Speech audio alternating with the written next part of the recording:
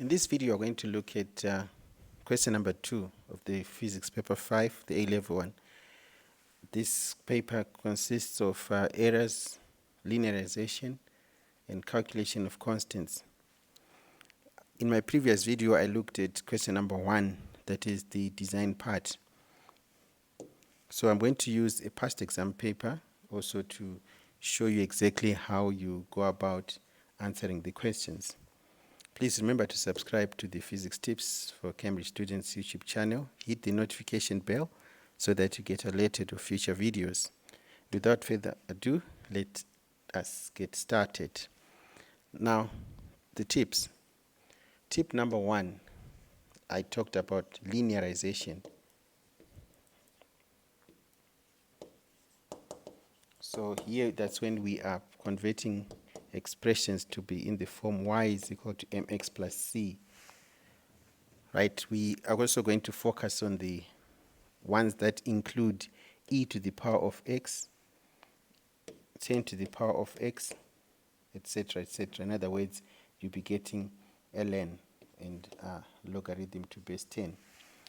Very important. Tip number 2 is the power of 10 error.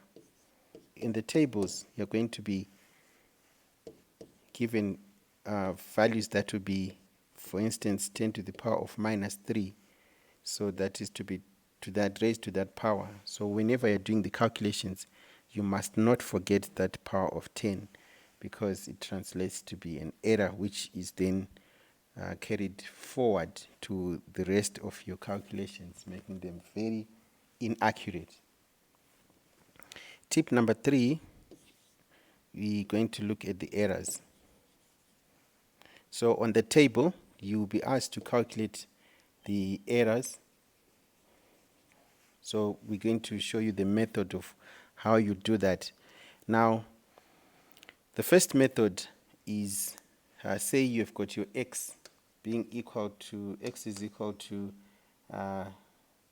let's just say 10.0 plus or minus 0.1. So which means x spans from 9.9 to 10.1. That's how it is. Then if you're asked to find the uncertainty in x squared, for example, x squared, so you're going to say 10.1 squared minus the 10.0 squared. That would be uncertainty. Or you are going to say 10.0 squared minus 9.9 squared. Or you are going to say 10.1 squared minus 9.9 squared divided by 2. Okay, so the range divided by 2 is also an uncertainty.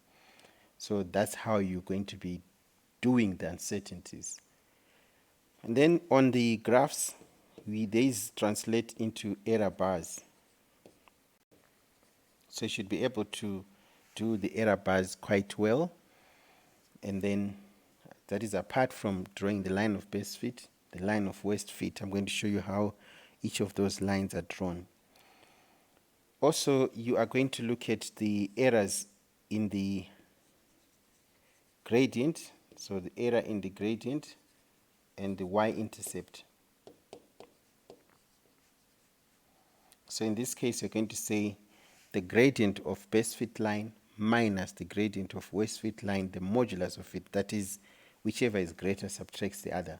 So gradient of worst fit line minus gradient of best fit line, that is your error in the gradient. Y-intercept of worst fit line minus y-intercept of best fit line also gives you the uncertainty in the y-intercept. Right, so I think that is that. And then you're also going to look at the constants. So uncertainties of the constants that will be related to the gradient and the y-intercept.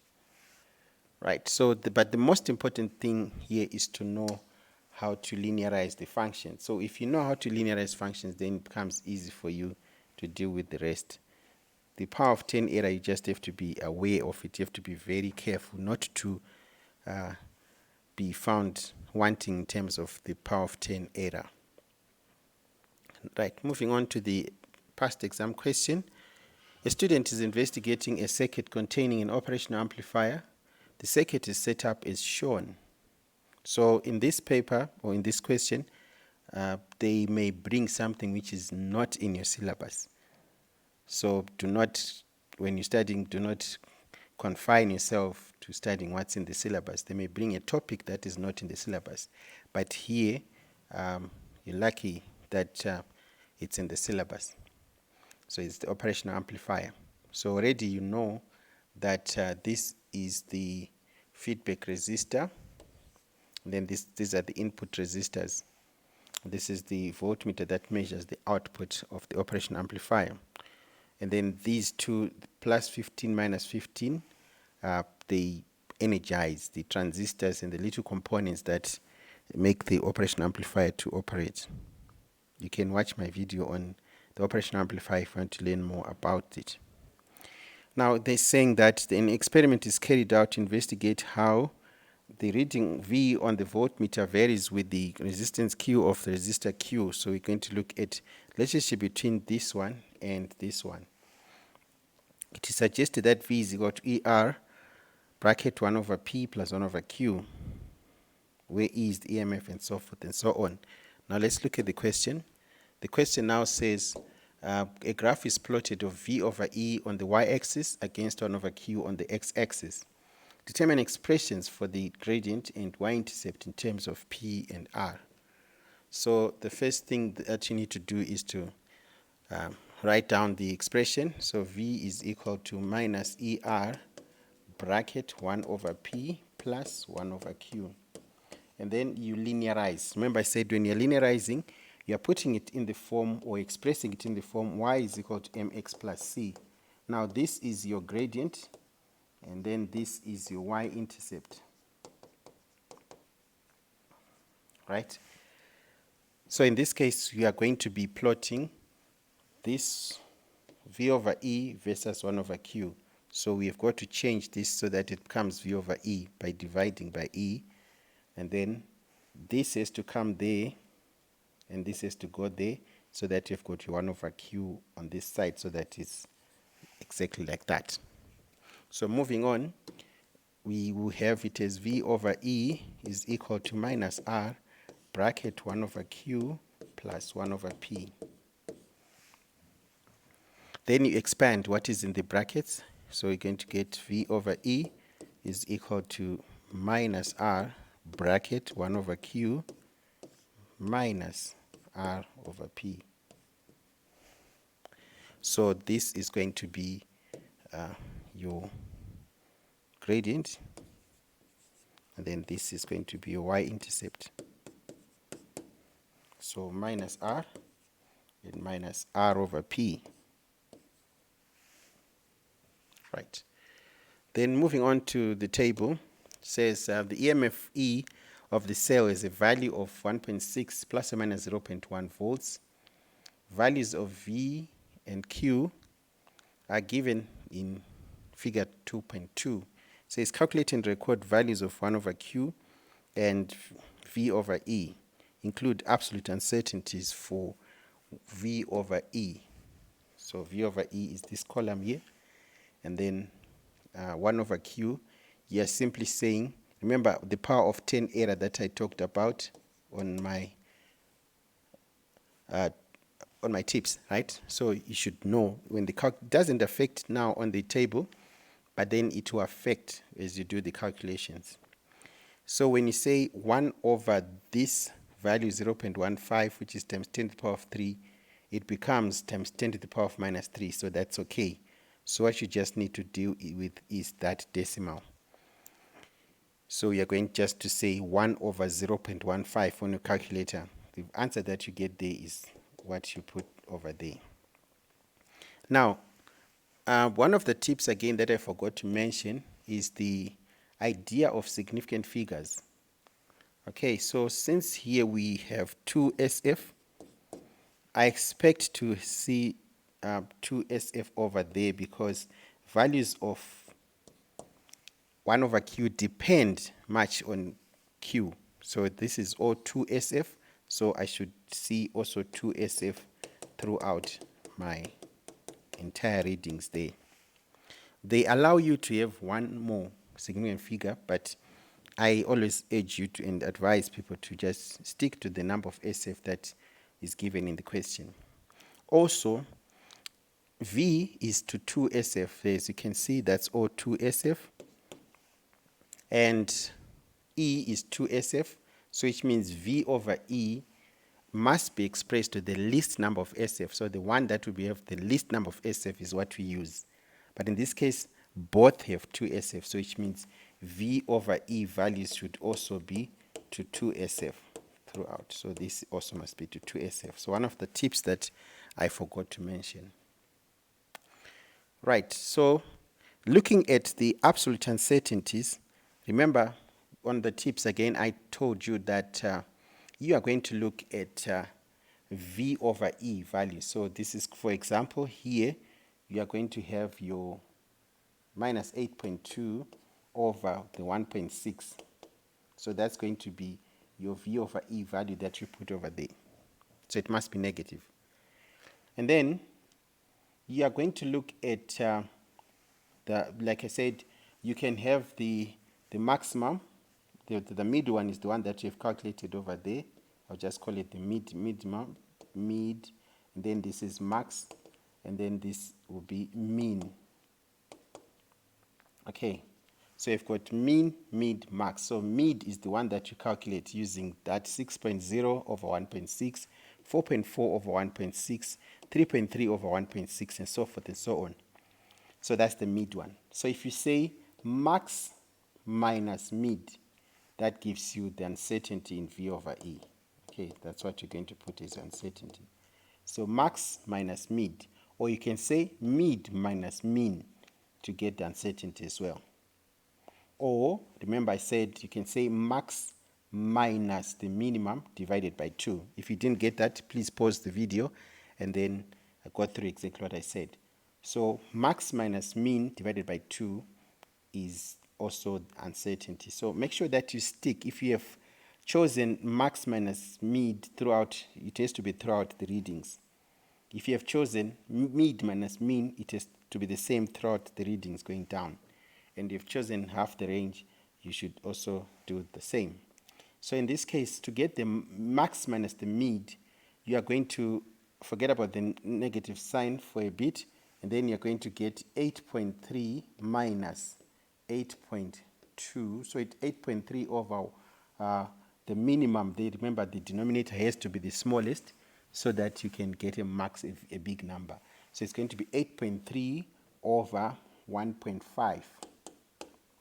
So the maximum value for V and the minimum value for E, that will be 1.5, minus 8.2 over 1.6, the mid one that you've calculated already. So you just minus this that you've calculated already.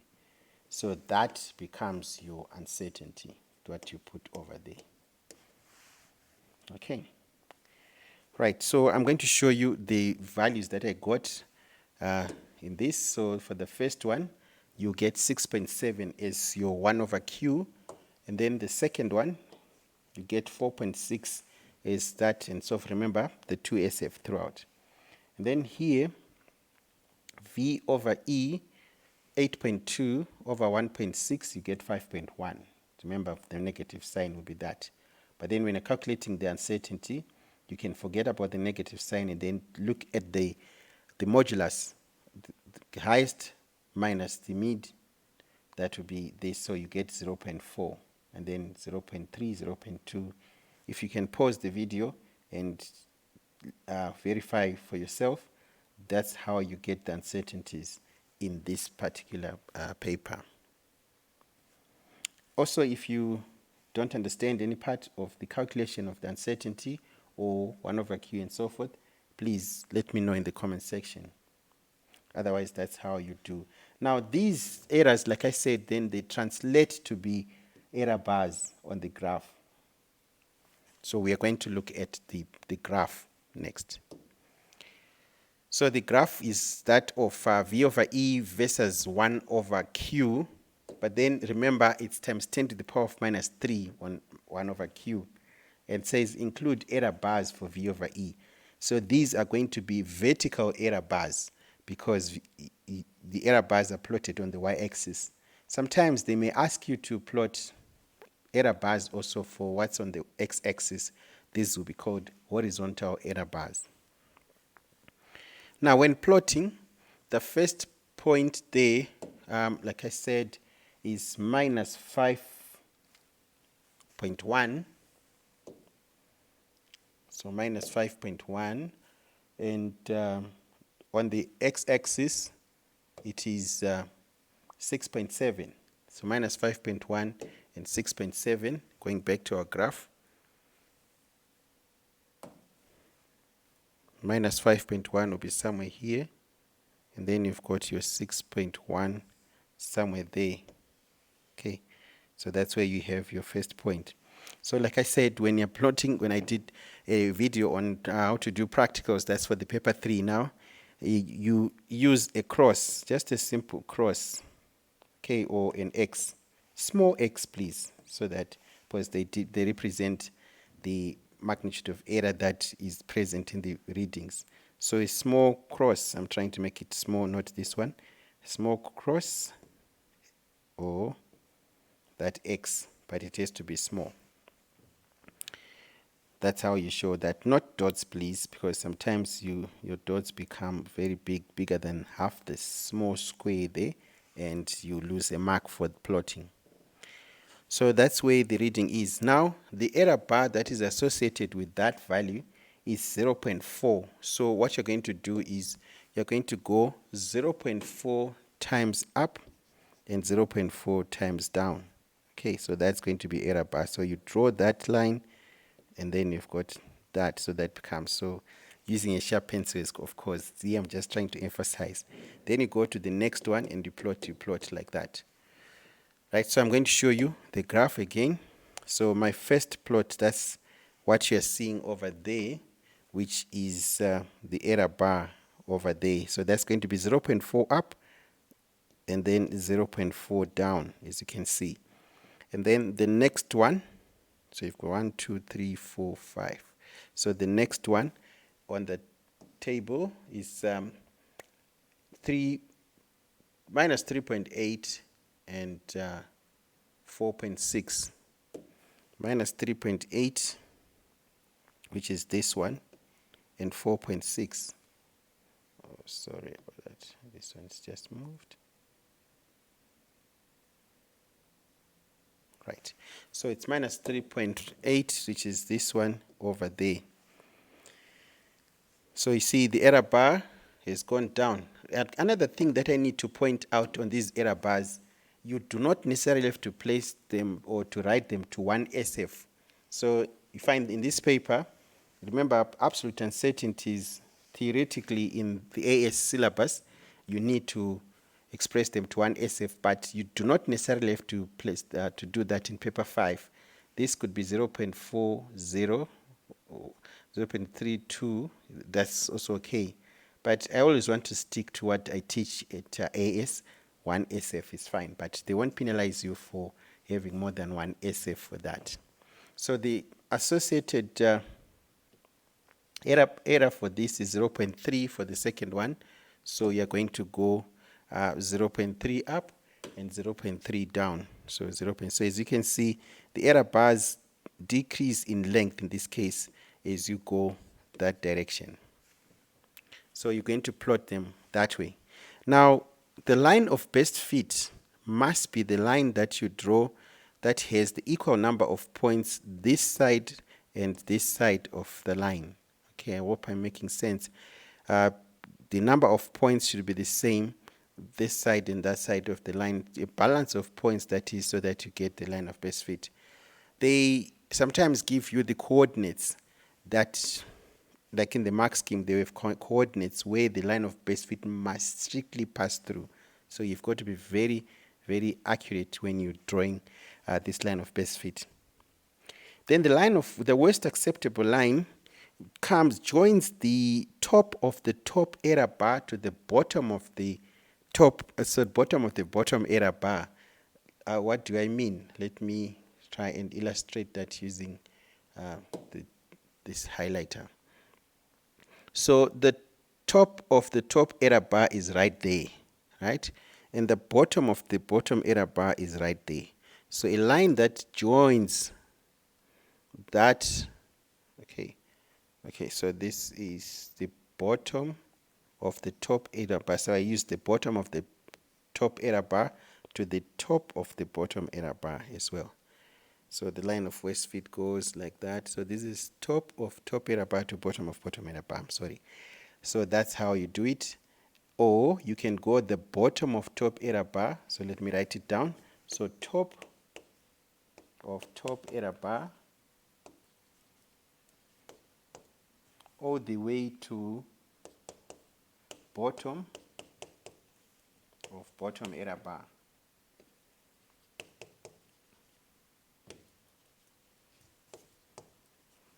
You can also go bottom of top error bar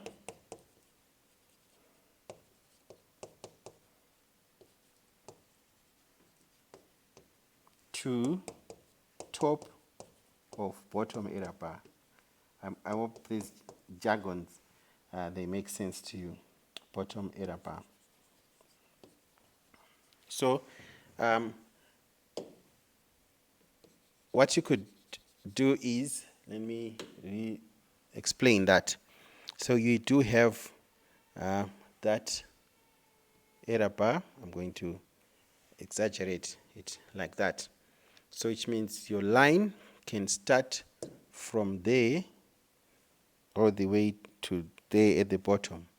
Or it can start from the bottom of the top error bar to the top of the bottom error bar like this. So you can have your line of west fit either this way or that way.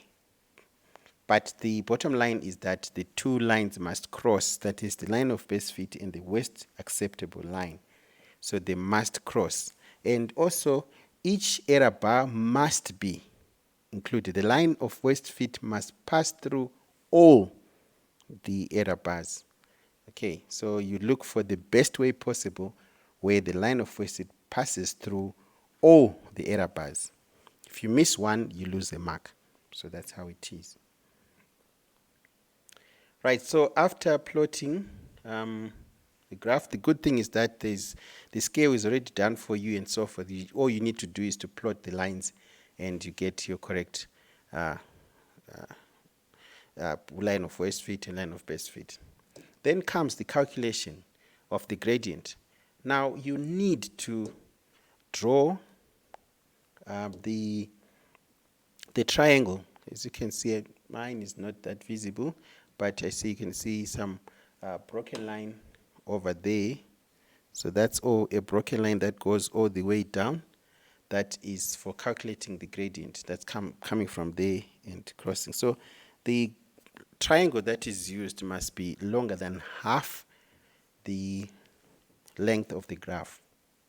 So you do that for the line of best fit, you do that for the line of west fit, and then you generate the coordinates. Okay, so in this case I got minus 5.3 minus this divided by that, and then I got 632 as my gradient of best fit line. Now you then find the gradient of the west fit line, which is, I found this one, and remember on my tips I said the difference between the two gradients is equal to the uncertainty in the gradient. So 746 minus 632 would give you 114, which is that. So to 1 SF, I converted it, and then I found minus 600 plus or minus 100. So that becomes the gradient with its associated uncertainty. Then on the y-intercept, what you need to do, you pick a point that is on the line of best fit, that is at the corner of a small square. You pick a point again on the line of west fit. So this must be clearly labeled. You can have the line of west fit as broken line, or you can have it as a solid line, but you then have to label it west fit, line of west fit. Then the best fit line is always a solid line. So you pick that point and then you use again y is equal to mx plus c for the calculation. So you want to find the y-intercept, so it's going to be y minus mx. So that y coordinate of that point that you've chosen minus the gradient times the x coordinate of that. So that then gives you the y-intercept. So you get the line of the y-intercept of worst acceptable line, y-intercept of best fit line. The difference between the two would then give you the uncertainty in the y-intercept. Then moving on further with the calculations, it says using your answers to C3 and C4, determine the values of P and R, include appropriate units. So we want to find the constants P and R. So we're going back to the expression that we started off with, which was this one here. So no, we're going back there. So which is V is equal to minus ER bracket 1 over P plus 1 over Q. So we want to find the constants R and P. So of which we have managed to linearize and said minus R is your gradient and minus R over P is your y-intercept. So from my calculations there, I said that minus R is equal to my gradient, which is going to be that minus 600 or minus 632 that I found initially. So which means R is equal to 600. Okay. And then minus R over P is my y-intercept. So the y-intercept that I got was 0.9 from there. And then we can, since we know R, now we can find P, which is coming out as 550 ohms. So 730 ohms from there. Then it says determine the percentage uncertainty in P. Now we know that P depends on the y-intercept. So we're going to say the percentage uncertainty, we look at the uncertainty in the y-intercept, right? And the uncertainty in the gradient, right? So the gradient is R, and then the y-intercept is 0.86. So we're going to say percentage uncertainty using our formulas that we know already. Percentage uncertainty of the gradient plus the percentage uncertainty of the y-intercept will give you the percentage uncertainty in P, which comes out as 39%. Right, so I think that marks the end of this video. Tips on how to do question number 2 of the Planning, Evaluation and Analysis paper 9702 physics syllabus. Please remember to subscribe to the channel and hit the like button as well. Notify others of these types of videos and share it to as many as you want that could benefit from this. Right, signing out.